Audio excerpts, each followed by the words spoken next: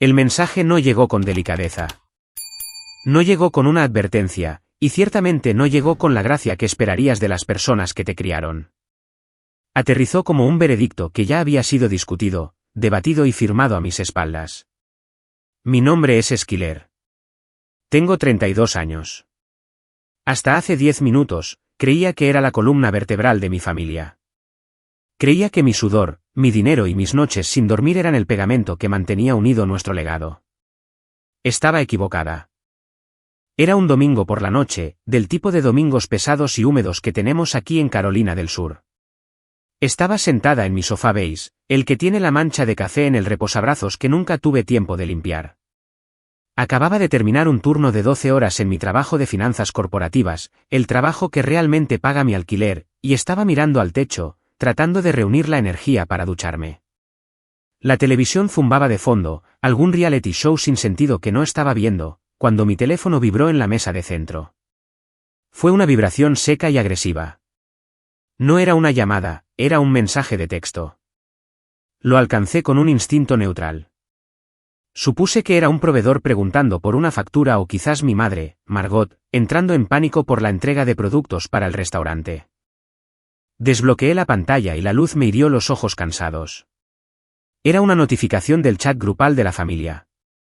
El chat se llamaba Equipo Ancla, un nombre que se me había ocurrido hace 3 años cuando intentábamos levantar la moral. Mi padre, Harrison, había enviado un mensaje. Lo leí una vez, luego parpadeé, me froté los ojos y lo leí de nuevo. Las palabras no cambiaron. Me devolvían la mirada. Letras negras sobre un fondo blanco, nítidas y definitivas. Escribió: Esquiler, hemos discutido el futuro del Rusty and Shore y hemos decidido que ya no requerimos tus servicios. Deberías alejarte por ahora. No hubo un hola. No hubo un ¿cómo estás? No hubo absolutamente ningún gracias. Solo una instrucción limpia y clínica para que me retirara de un espacio que había sostenido financiera y emocionalmente durante 3 largos y agotadores años. Me senté derecha, mi corazón martilleando contra mis costillas como un pájaro atrapado. Mis pulgares flotaban sobre el teclado. Quería escribir 1000 cosas. Quería gritar. Quería preguntar, ¿quiénes son nosotros? Quería preguntar, ¿tienes idea de lo que hice por ustedes solo esta semana? Pero antes de que pudiera escribir una sola letra, vi los 3 puntos danzantes que indicaban que alguien más estaba escribiendo. Esperé. Era mi madre. Seguramente ella suavizaría esto. Seguramente ella intervendría y diría: Harrison, eso es demasiado duro, o Esquiler, hablemos de esto durante la cena. Los puntos desaparecieron. Margot permaneció en silencio. No escribió ni una palabra. Su silencio se sintió más pesado que cualquier insulto que pudiera haberme lanzado. Fue un silencio que confirmaba complicidad. Ella no estaba confundida. Era parte del plan. Entonces llegó el golpe final. Apareció una notificación debajo del texto de mi padre. Mi hermana menor, Kennedy, no había escrito una defensa. No había hecho una pregunta. Simplemente había reaccionado al mensaje de despido de mi padre con un emoji. Era el emoji de celebración. La carita amarilla con un gorro de fiesta y un matasuegras rodeado de confeti. Me quedé mirando ese pequeño gráfico. Un gorro de fiesta para mi despido. Ese único símbolo decía más de lo que cualquier párrafo podría haber dicho. Me dijo que mi eliminación no era una necesidad triste para ellos. Era una victoria. No solo me estaban dejando ir. Estaban celebrando mi ausencia. Sentí una frialdad recorrer mi cuerpo, comenzando en las yemas de mis dedos y extendiéndose hasta mi pecho. No era tristeza. La tristeza es cálida y desordenada. Esto era claridad. Era helada y afilada. En ese segundo me di cuenta de que había estado luchando una guerra para personas que activamente estaban en mi contra. Me negué a discutir en público. Me negué a rogar por un lugar que me había ganado a través de años de sacrificio.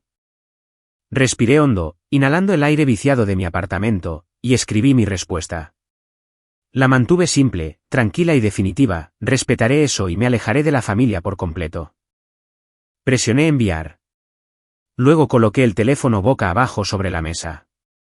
No lloré. No arrojé el teléfono al otro lado de la habitación. Me levanté y caminé hacia la cocina. Me serví un vaso de agua, con la mano firme. Lo bebí lentamente, sintiendo el líquido fresco deslizarse por mi garganta. Luego caminé a mi habitación y me senté en mi escritorio. Era hora de trabajar.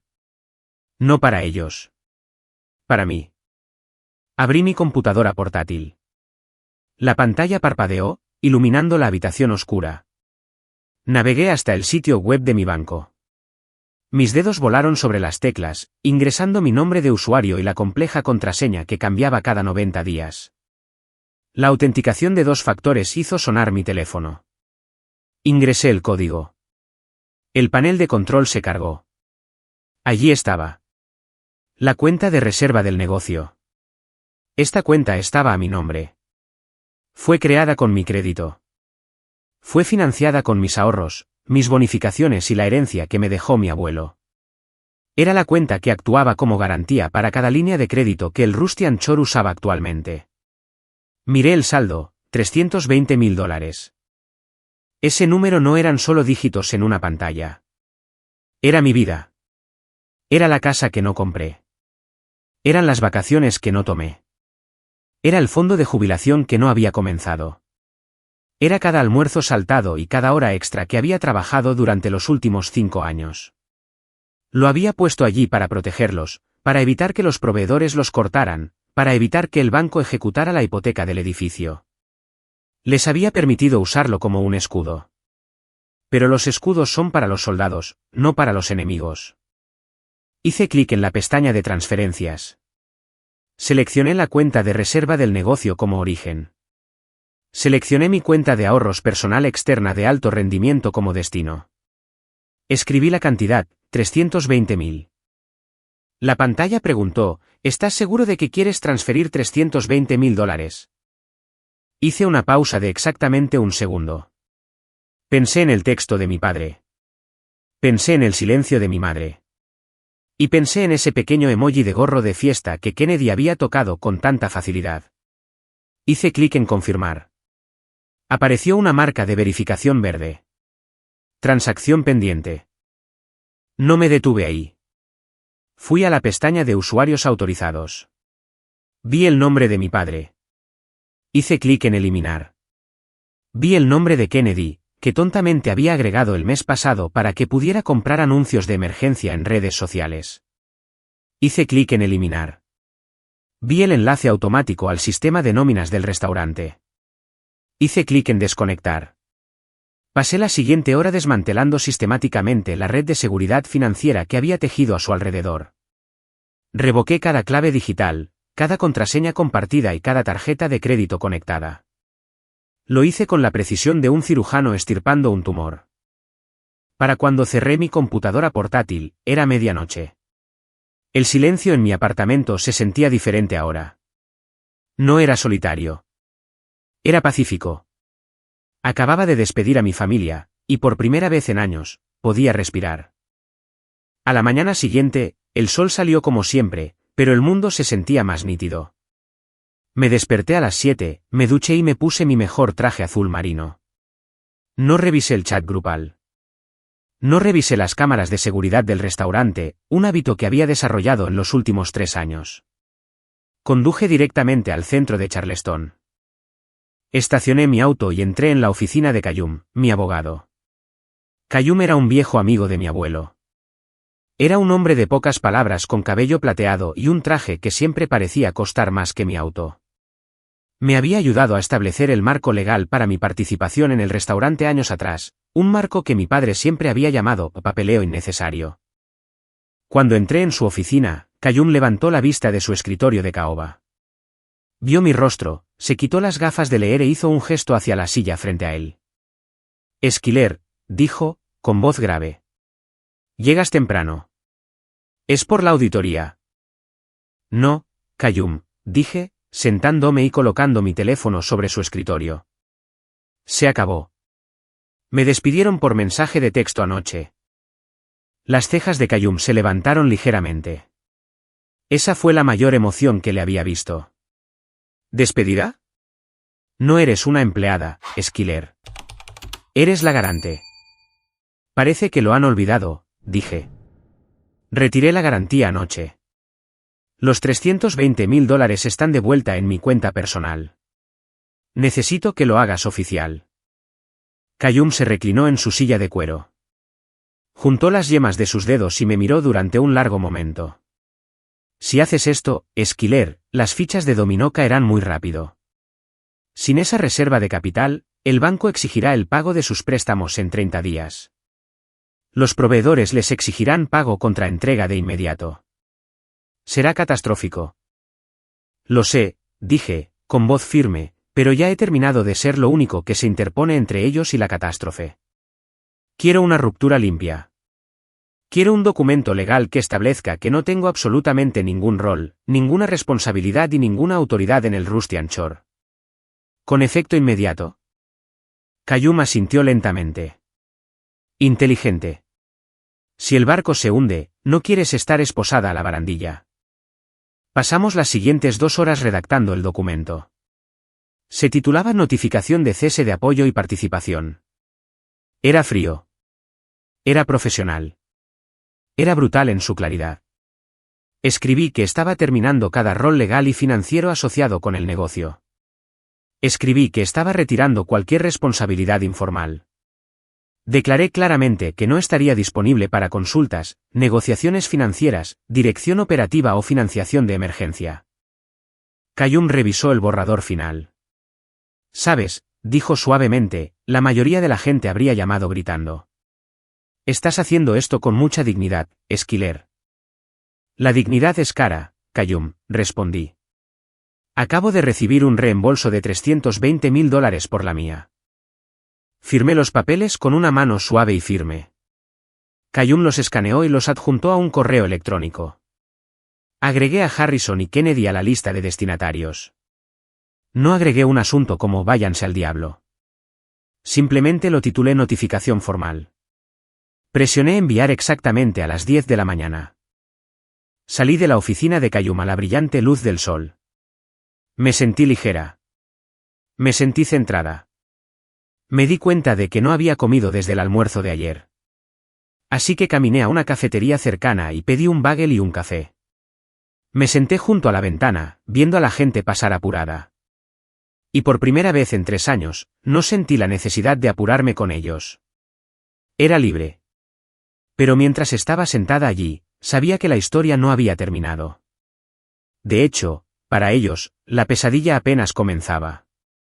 Para entender por qué pude alejarme con una precisión tan fría, tienes que entender en qué me metí hace 3 años. Tienes que entender el olor de un restaurante moribundo. Hace 3 años, el Rustian Shore no solo estaba luchando, se estaba pudriendo. Yo vivía en Boston en ese momento, trabajando como analista junior, construyendo una vida lejos de la humedad y el drama familiar. Pero entonces empezaron a llegar las llamadas, no pidiendo dinero. No al principio. Solo quejándose. Los proveedores son unos ladrones, decía mi padre por teléfono. Los clientes ya no tienen gusto, suspiraba mi madre. Vine a casa de visita en julio, y lo que vi me rompió el corazón. El restaurante, que había sido el orgullo y la alegría de mi abuelo, parecía cansado. La pintura se estaba pelando. El letrero de afuera tenía una bombilla quemada, por lo que solo se leía de Rusty. Pero el verdadero horror estaba en la oficina trasera. Una noche, después de que mis padres se fueran a casa, entré en la oficina para revisar mi correo electrónico. El escritorio era una zona de desastre. Sobres sin abrir estaban apilados en torres que se inclinaban precariamente. Abrí uno. Aviso final, electricidad. Abrí otro. Vencido, distribuidores de mariscos incorporado. Comencé a escarbar. Saqué cajones que estaban atascados con papel. Encontré facturas de hace 6 meses. Encontré avisos de impuestos que ni siquiera habían sido abiertos. Era un caos. Era la manifestación física de la negación. Mi padre, Harrison, había estado dirigiendo el lugar con carisma y nostalgia. Era el tipo de hombre que compraría una botella de whisky de $500 para celebrar un buen martes mientras la máquina de hielo estaba rota y goteaba agua en el suelo.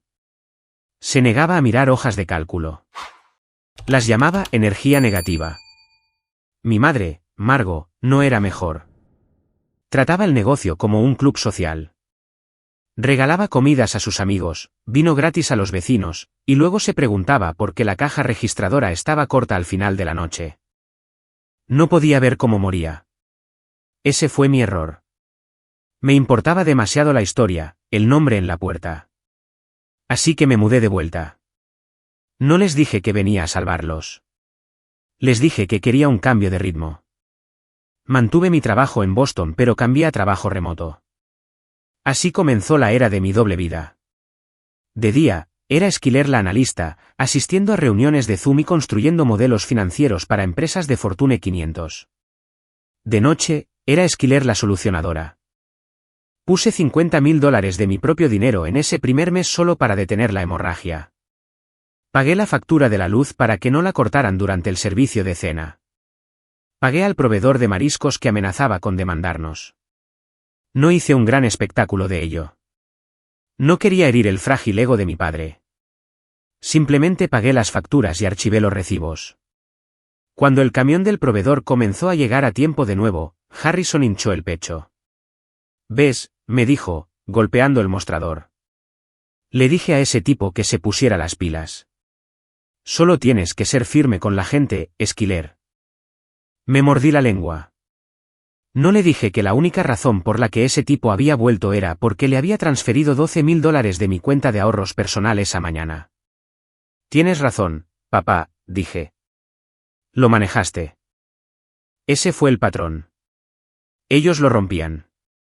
Yo lo arreglaba, y ellos se llevaban el crédito. Para el segundo año, no solo estaba pagando facturas. Estaba dirigiendo la operación. Reestructuré el menú, eliminando los platos que perdían dinero.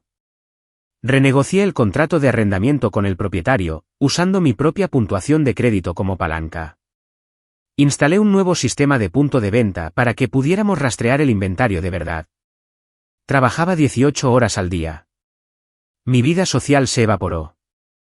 Mi vida amorosa era inexistente. Tenía 30 años, soltera y cansada. Tan profunda, profundamente cansada. Pero estaba funcionando. Los números comenzaron a ponerse en verde. La deuda se estaba reduciendo. El comedor estaba lleno de nuevo. Luego vino la crisis de los mariscos. Fue un martes de noviembre. Nuestro principal proveedor de camarones, un hombre llamado señor Henderson, me llamó. Estaba gritando. Aparentemente, un cheque que mi padre había firmado había sido devuelto. «Te voy a cortar el suministro, Esquiler», gritó Henderson. «Y le voy a decir a todos los demás distribuidores en Charleston que el Rusty Anchor es un moroso». «Por favor, señor Henderson», supliqué, caminando de un lado a otro en el callejón detrás de la cocina. Fue un error. Le transferiré los fondos ahora mismo, más una tarifa por retraso del 10%. «No quiero tu transferencia», escupió. «Quiero una garantía. Quiero saber que si este lugar se va a la quiebra, todavía recibiré mis $40.000». Esa fue la noche en que abrí la cuenta de inversión, los $320.000. Moví toda mi herencia a una cuenta asegurada y firmé un documento que daba al banco, indirectamente, a nuestros principales acreedores un derecho sobre ella si el negocio no pagaba. Era la red de seguridad definitiva. Era mi futuro hipotecado por su presente.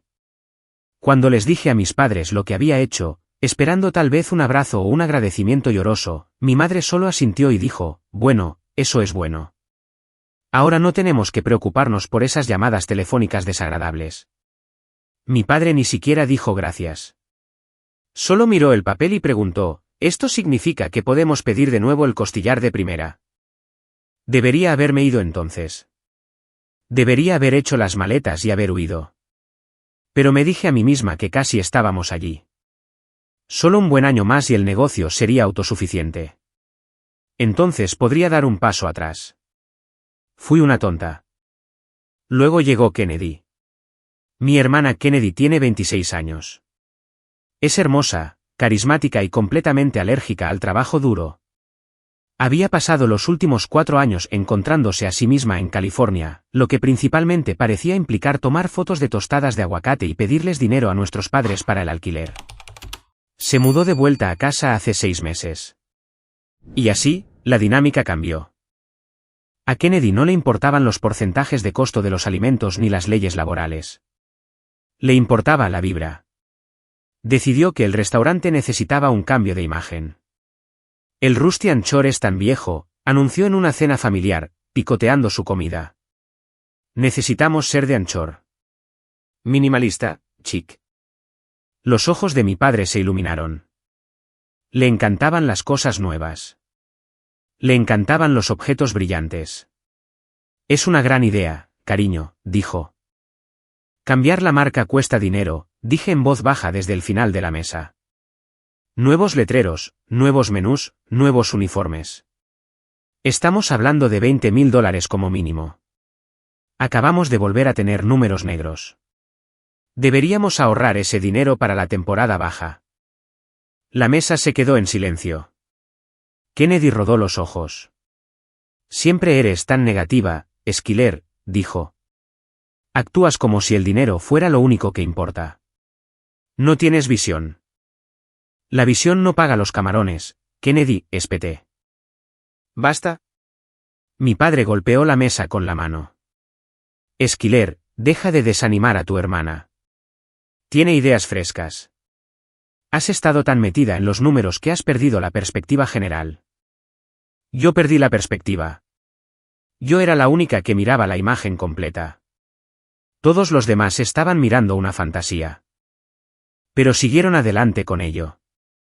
Kennedy se hizo cargo del marketing. Gastó $5,000 en una fiesta de lanzamiento que atrajo exactamente 0 clientes habituales. Contrató a sus amigos para que fueran embajadores de la marca, lo que significaba que comían gratis y publicaban selfies. Y la peor parte, a mis padres les encantó. Les encantó la atención. Les encantó ver a Kennedy ser el centro de la sala. Yo me convertí en la villana. Yo era la aguafiestas. Yo era la que decía no al champán caro. Yo era la que preguntaba por qué la factura de la mantelería era el doble de lo que debería ser. Comencé a notar las reuniones.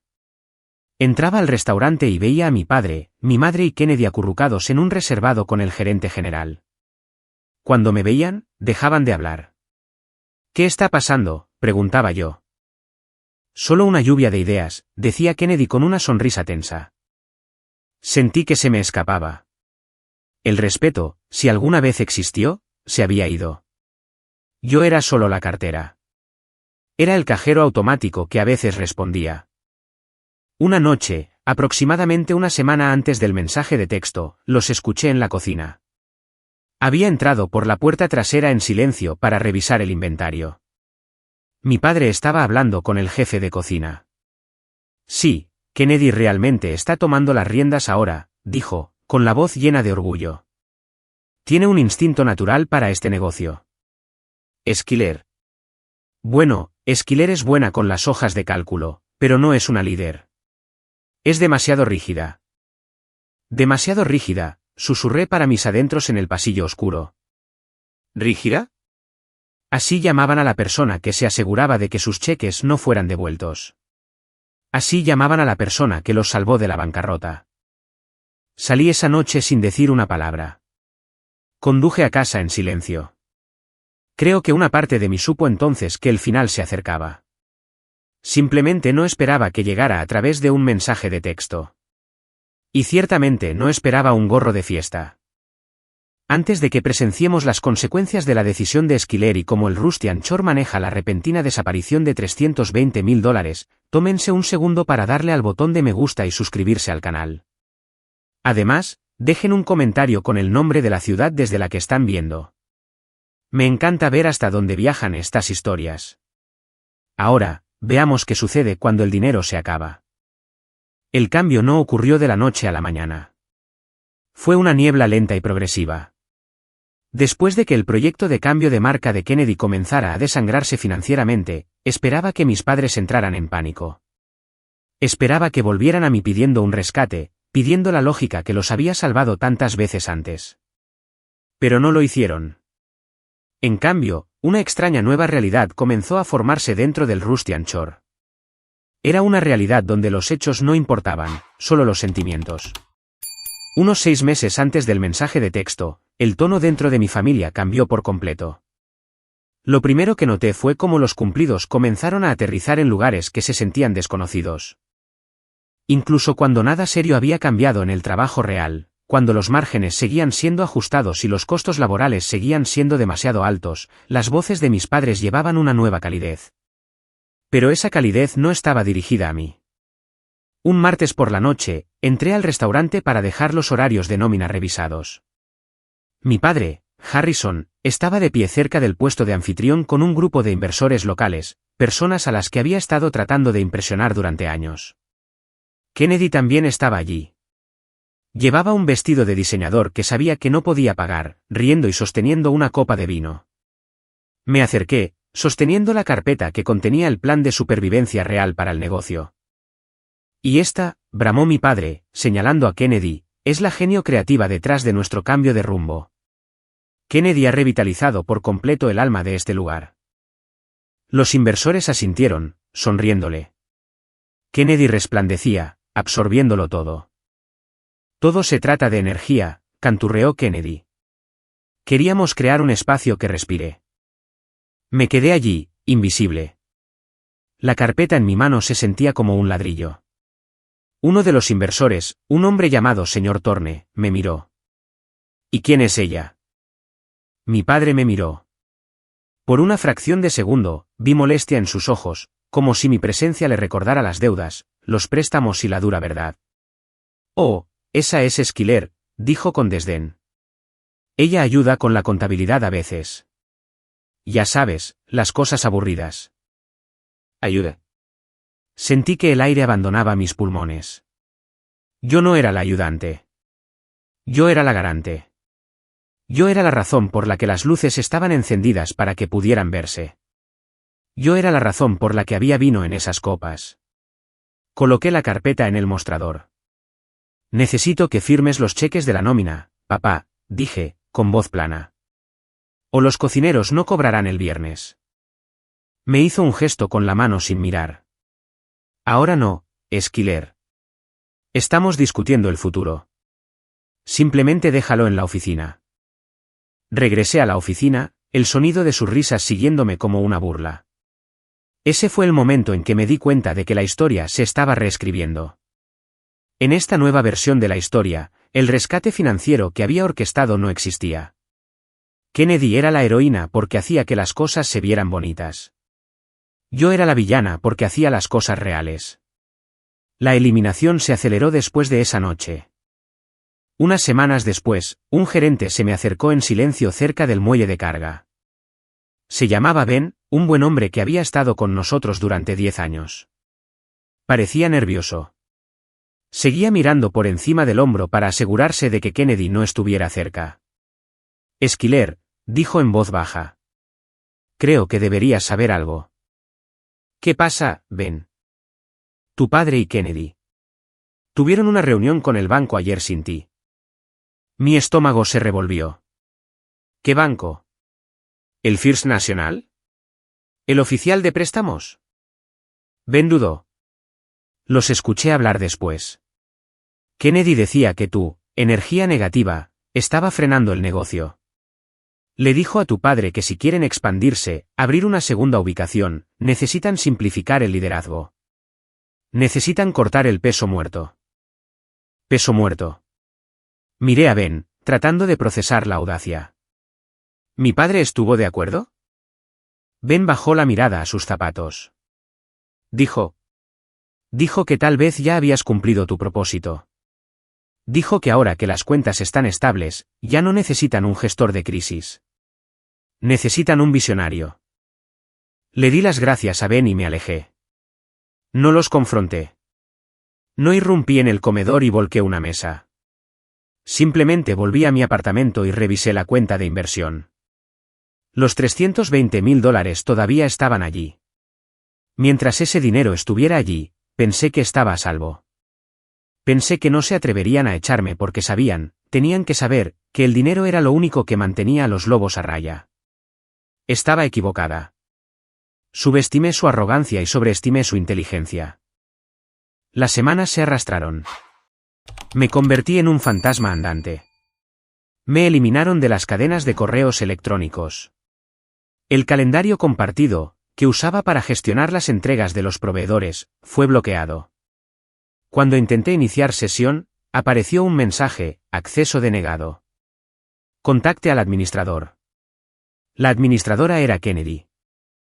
Dejé de ir al restaurante durante las horas de servicio. Solo iba tarde por la noche para revisar los números, como una ladrona en mi propia casa. Y lo que vi me aterrorizó. Kennedy estaba gastando dinero que no teníamos, muebles nuevos, campañas publicitarias caras, un consultor que cobraba $5,000 al mes solo para crear listas de reproducción de Spotify para el comedor. Las ganancias que había logrado reunir se estaban evaporando. Pero en la superficie, todo parecía estar bien. Las críticas eran buenas. Los me gusta de Instagram eran altos. Mis padres estaban intoxicados por la ilusión del éxito. Luego llegó el domingo por la noche. Acabábamos de cerrar los libros de octubre. Fue, en papel, el mejor mes que el restaurante había visto en 5 años. ¿Por qué? Porque la reestructuración de la deuda que había negociado 6 meses atrás finalmente entró en vigor. Los pagos de intereses disminuyeron y el flujo de caja mejoró. Mi padre vio el saldo del banco y pensó que era rico. No entendió que el dinero ya estaba asignado para impuestos e inventario. Solo vio un número grande y pensó: lo logramos. Y si lo lograron, entonces ya no me necesitaban. Estaba sentada en mi sofá cuando llegó el mensaje. Acababa de terminar de revisar el informe de octubre en mi computadora portátil, sintiendo un raro momento de orgullo. Estábamos a salvo, finalmente. Entonces mi teléfono vibró. Hemos decidido que deberías alejarte por ahora. El texto de Harrison. No fue un impulso. Fue una trampa. Habían esperado hasta el momento exacto en que el barco dejó de hacer agua para arrojar al capitán por la borda. Querían la estabilidad que yo había construido, pero no querían a la persona que la construyó. Leí el mensaje de nuevo. Alejarte por ahora. Era un lenguaje cobarde.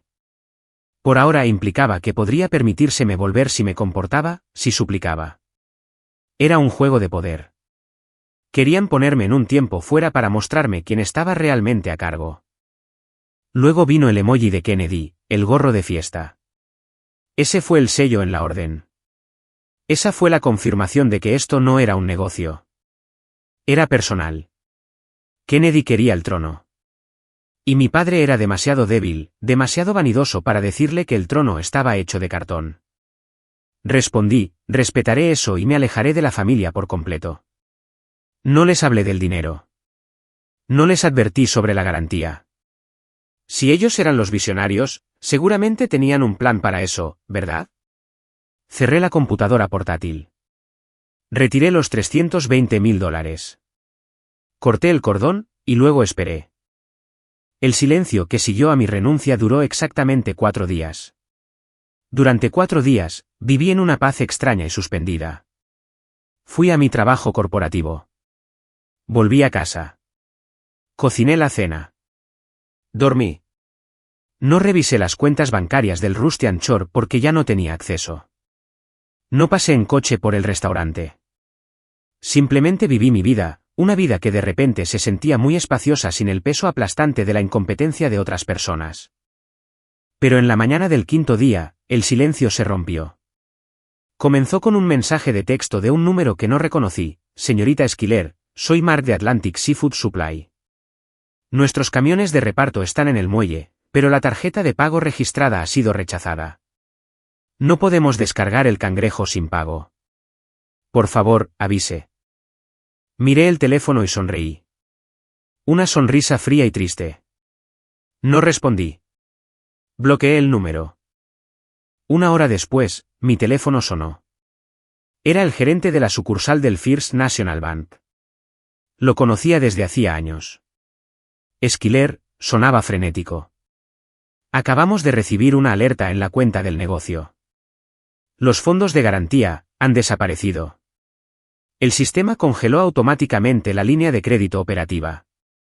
Hay cheques rebotando por toda la ciudad. ¿Qué está pasando? No lo sé, Jim, dije con calma, sorbiendo mi café. Ya no estoy involucrada con el Rustian Shore. Deberías llamar a Harrison. Llamé a Harrison, dijo Jim, su voz subiendo de tono. Me está gritando. Dice que hay un error. Dice que el dinero está allí. Esquiler, sin esos $320.000, se incumplen las cláusulas del préstamo. Tengo que exigir el pago del préstamo hoy. Entiendo, Jim. Tienes que hacer tu trabajo. Y yo ya no soy la garante. Mi abogado envió la documentación el lunes. ¿La recibiste? Hubo un largo silencio al otro lado. Yo.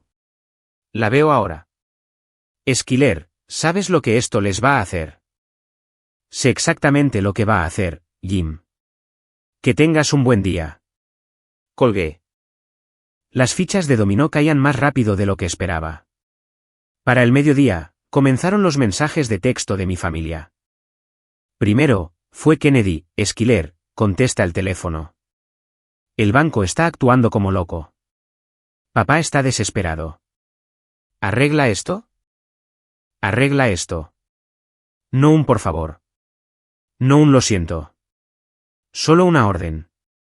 Lo ignoré. Luego mi madre, Esquiler. ¿Por qué se va el camión de los mariscos? Tenemos un evento privado esta noche. No quieren descargar la comida. Llámalos ahora mismo. Lo ignoré.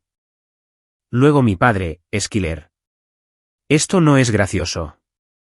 Devuelve el dinero. Podemos hablar de tu rol más tarde, pero devuelve el dinero ahora.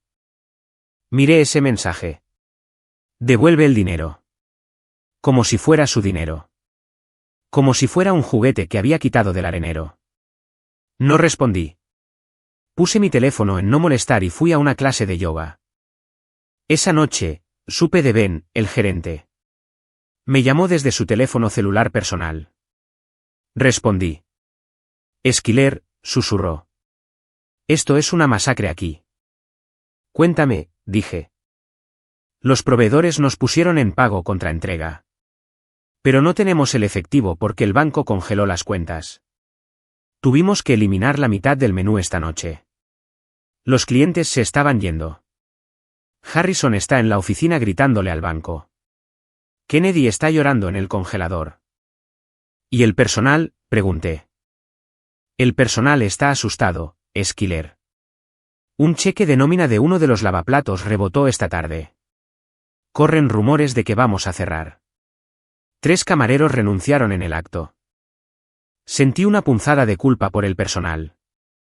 Ellos eran inocentes en esto. Dile al personal que aguante, Ben. Pero diles que cobren sus cheques en el mostrador del banco, no que los depositen. Que saquen el efectivo mientras puedan. Lo haré, dijo Ben. Esquiler, ¿vas a volver? No, Ben, dije suavemente. Nunca voy a volver. El fin de semana fue un caos. Mi teléfono registró 47 llamadas perdidas de mis padres y Kennedy. Los mensajes de voz pasaron de demandas airadas a súplicas desesperadas. Un mensaje de voz de mi padre se destacó. Sonaba más pequeño de lo que nunca lo había escuchado. Esquiler, mira, quizás fuimos precipitados. No sabíamos que las cuentas estaban estructuradas de esa manera. Necesitamos esa liquidez. Solo ven el lunes. Podemos sentarnos.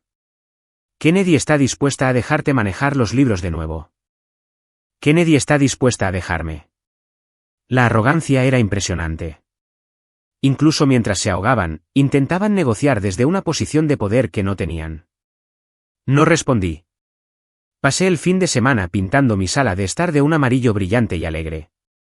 Compré plantas nuevas. Reservé un vuelo a Italia para la primavera, algo que había querido hacer durante 10 años pero nunca pude por el restaurante. El lunes por la mañana, envié un último correo electrónico. Copié a mi abogado, al banco y a mis padres.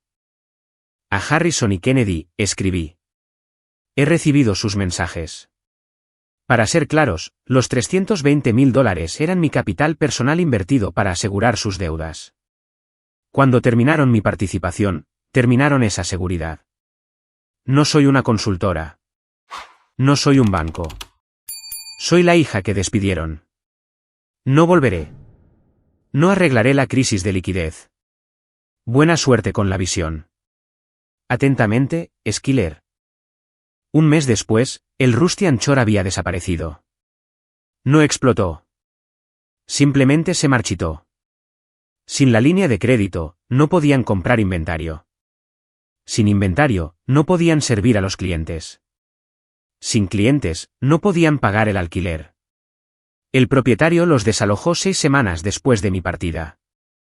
Escuché en la ciudad que mi padre intentó culpar a la economía. Le dijo a la gente que las cadenas corporativas lo habían sacado del negocio. Nunca mencionó mi nombre. Nunca mencionó el mensaje de texto. Kennedy se mudó de nuevo a California. Vi en Instagram que ahora es una coach de estilo de vida. Publica citas sobre la resiliencia y las familias tóxicas. Tuve que reírme de eso. Mis padres tuvieron que vender su casa para cubrir las deudas comerciales restantes que no estaban cubiertas por la bancarrota. Se mudaron a un pequeño condominio al otro lado de la ciudad. No hemos hablado desde ese último correo electrónico. A veces, tarde en la noche, me pregunto si fui demasiado dura. Me pregunto si debería haberles dado una advertencia. Me pregunto si debería haber dejado el dinero por solo un mes más para permitirles una transición. Pero luego recuerdo el chat grupal. Recuerdo el silencio de mi madre. Recuerdo la frialdad clínica del texto de mi padre. Y recuerdo ese pequeño emoji de gorro de fiesta. Celebraron mi salida. Así que les di exactamente lo que querían, un negocio sin mí. Aprendí algo importante a través de este proceso. Y la lección se mantuvo simple. Los límites no son actos de rebelión. Son actos de supervivencia y respeto propio, especialmente dentro de las relaciones familiares donde la historia emocional a menudo reemplaza la responsabilidad. Cuando trazas una línea, no estás abandonando a la gente. Estás protegiendo la parte de ti misma que te permite vivir sin resentimiento, miedo o deuda invisible. La paz real aparece cuando dejas de buscar la validación de personas que solo valoran tu acceso. Así que tengo que preguntarles, ¿fui yo la mala por quitarles la alfombra de debajo de los pies la misma noche que me echaron? ¿O fue la única manera de hacerles sentir el peso de lo que había estado cargando sola durante años? ¿Qué habrían hecho ustedes en mi lugar? Si esta historia resonó con ustedes, por favor denle al botón de me gusta y suscríbanse al canal para más historias sobre personas reales trazando líneas reales. Y no olviden comentar abajo. Leo cada uno de ellos. Gracias por escuchar.